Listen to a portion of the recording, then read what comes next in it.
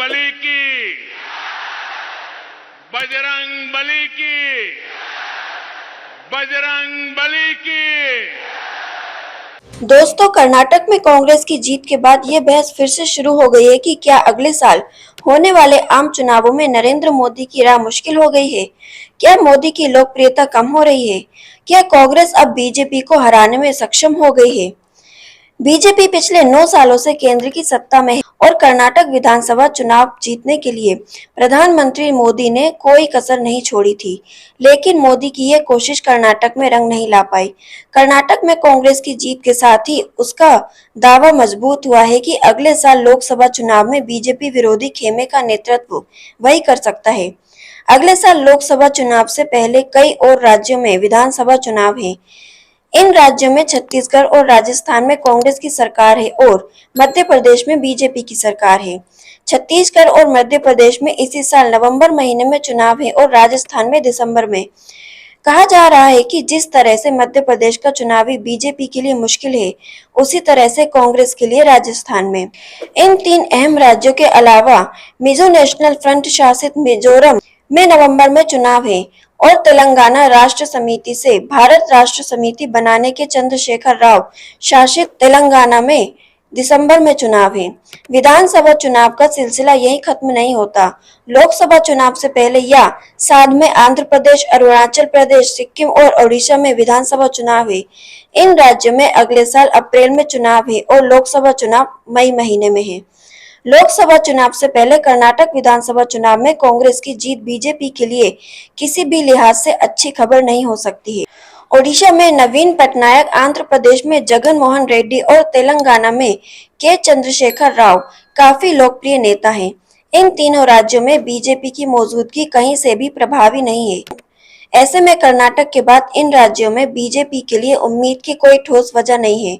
भारत के मतदाता विधानसभा और लोकसभा चुनाव में जनादेश अलग अलग तरह से देते हैं।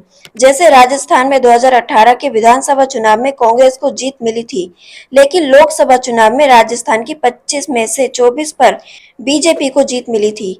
इसी तरह से मध्य प्रदेश और छत्तीसगढ़ के नतीजे रहे थे।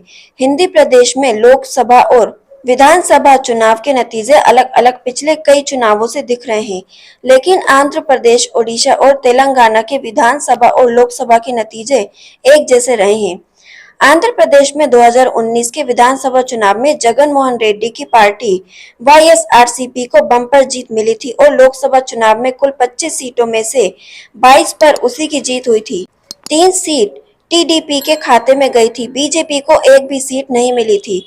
ओडिशा में विधानसभा चुनाव में नवीन पटनायक को जीत मिली थी और लोकसभा चुनाव में भी 21 में से 12 सीटों पर जीत मिली थी। तेलंगाना में भी लोकसभा चुनाव और विधानसभा चुनाव के नतीजे अलग अलग नहीं थे। मार्च 2000 में ओडिशा के मुख्यमंत्री बनने के बाद से नवीन पटनायक कभी चुनाव नहीं हारे हैं। कर्नाटक में विधानसभा चुनाव जीतकर भी कांग्रेस इस बात से आश्वस्त नहीं हो सकती कि लोकसभा में भी उसे जीत मिलेगी। साल 2013 के कर्नाटक विधानसभा चुनाव में बीजेपी 224 विधानसभा सीटों में 40 पर सिमटकर रह गई थी, लेकिन 2014 में आम चुनावों में बीजेपी को प्रदेश में 28 सीटों में से 17 सीटों पर जीत मिली थी।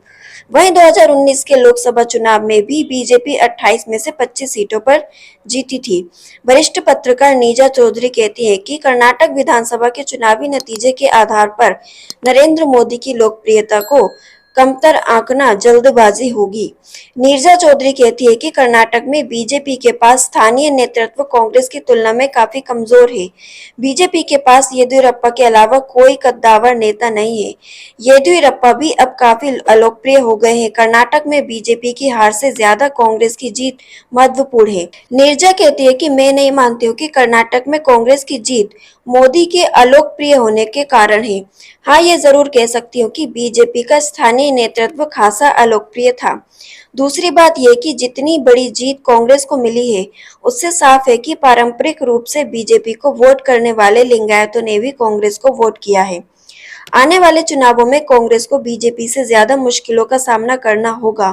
राजस्थान में सचिन पायलट बनाम अशोक गहलोत का विवाद बढ़ता जा रहा है। दोनों नेता दो स्वर में बात कर रहे हैं। मध्य प्रदेश में ज्योतिरादित्य सिंधिया बीजेपी में जा चुके हैं और इसका सीधा असर प्रदेश कांग्रेस के सेहत पर पड़ा है। दूसरी तरफ राजस्थान और मध्य प्रदेश में बीजेपी के भीतर ऐसी कोई कला नहीं है। वरिष्ठ पत्रकार राधिका रामशेषण को लगता है कि नरेंद्र मोदी ने जिस तरह से कर्नाटक में पूरा जोर लगा दिया था, उसे तगड़ा झटका लगा है। आगे वो कहती है कि मोदी ने चुनावी कैंपेन के आखिर में बजरंगबली के नाम पर वोट मांगना शुरू किया। कई रोड शो किए लेकिन उसकी अपील काम नहीं आई। बीजेपी ने येदियुरप्पा को हटाकर बसवराज बोम्मई को मुख्यमंत्री बनाया और यह भी उल्टा पड़ा। कर्नाटक में बीजेपी मतलब येदियुरप्पा है। 2012 में बीजेपी येदियुरप्पा को हटाकर अपनी हैसियत का अंदाजा लगा चुकी थी। ये गलती आडवाणी ने की थी और फिर से वही गलती मोदी ने दोहराई। वो कहती है कि भले कर्नाटक चुनाव के नतीजे से अगले साल आम चुनाव का आकलन नहीं कर सकते, लेकिन यह तो तथ्य है कि कर्नाटक की जनता ने मोदी की हर अपील ठुकरा दी। बीजेपी के लिए यह सबक है कि वो प्रदेश के स्थानीय नेताओं को खारिज कर लंबे समय तक चुनाव नहीं जीत सकती है। बीजेपी सभी प्रदेश को हरियाणा और उत्तराखंड की तरह नहीं हाँक सकती है। उत्तराखंड में बीजेपी ने पुष्कर सिंह धामी को विधानसभा चुनाव हारने के बाद भी बीजेपी ने उन्हें मुख्यमंत्री बनाया था। पिछले साल दिसंबर में बीजेपी को गुजरात में रिकॉर्ड जीत मिली थी और कांग्रेस को शर्मनाक हार। वहीं हिमाचल प्रदेश में कांग्रेस को जीत मिली थी, लेकिन हिमाचल में बीजेपी और कांग्रेस के वोट शेयर में मामूली अंतर था। राहुल गांधी का भारत जोड़ो यात्रा में शामिल रहे जाने माने राजनीतिक एक्टिविस्ट योगेंद्र यादव का मानना है कि कर्नाटक चुनाव का नतीजा इतना निरपेक्ष नहीं रहेगा। योगेंद्र यादव ने द प्रिंट में लिखा है कि कर्नाटक के चुनावी नतीजे के बाद उत्साहित कांग्रेसी बीजेपी के अंत की घोषणा कर सकते हैं। बीजेपी प्रवक्ता कहेंगे कि विधानसभा चुनावों का लोकसभा चुनाव से कोई संबंध नहीं है। इसकी भी कोई गारंटी नहीं है कि कर्नाटक में विधानसभा चुनाव का जनादेश लोकसभा में भी दोहराया जाएगा। मेरा मानना है कि इस नतीजे का मनोवैज्ञानिक असर होगा। कांग्रेस की जीत ये संदेश देगी कि बीजेपी को भी हराया जा सकता है। भारत जोड़ो यात्रा के बाद बना माहौल जिंदा रहेगा।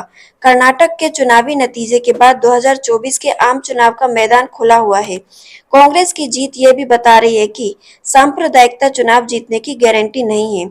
कांग्रेस की जीत पर जाने माने अर्थशास्त्री और मनमोहन सिंह की सरकार में आर्थिक सलाहकार रहे कौशिक बासु ने लिखा है कि कर्नाटक जो आज करता है, भारत उसे कल करता है।